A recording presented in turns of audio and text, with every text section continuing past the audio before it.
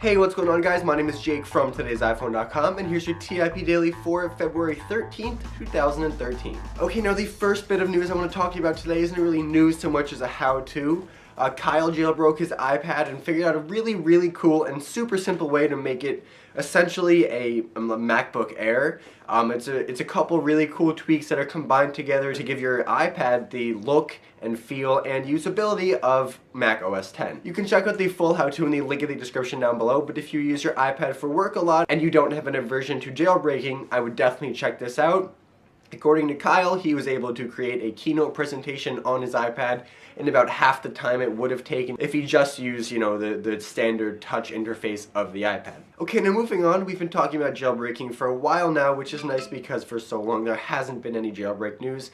So now there's a lot, but it's been focused on, the iPad, the iPhone, the iPod Touch. We haven't really said anything about the Apple TV until now, and that's because there wasn't any news until now, but finally Season Pass and ATV Flash have been updated to support the Apple TV second generation running the 5.2 software. ATV Flash was updated to version 2.2, which along with some minor bug fixes now supports the 5.2 firmware for Apple TV second generation.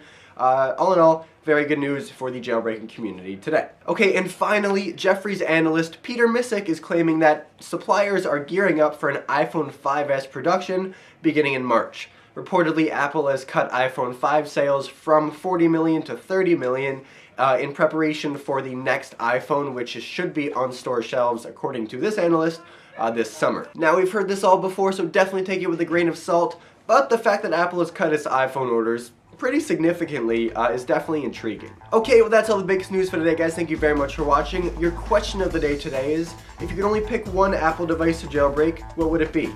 You can have the iPad and make it into a sort of MacBook. You can have the iPhone and put Android on it, or give it a really cool theme. You can have the Apple TV and hack it and put on streaming services that Apple doesn't include.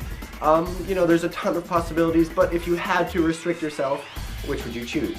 You can let me know in the comment section down below or on Twitter at TIP_Jake. Please don't forget the links to everything I talked about in this video in the description down below, so definitely check those out. And as always, for more news, views, and reviews, don't forget to hit up today'siphone.com.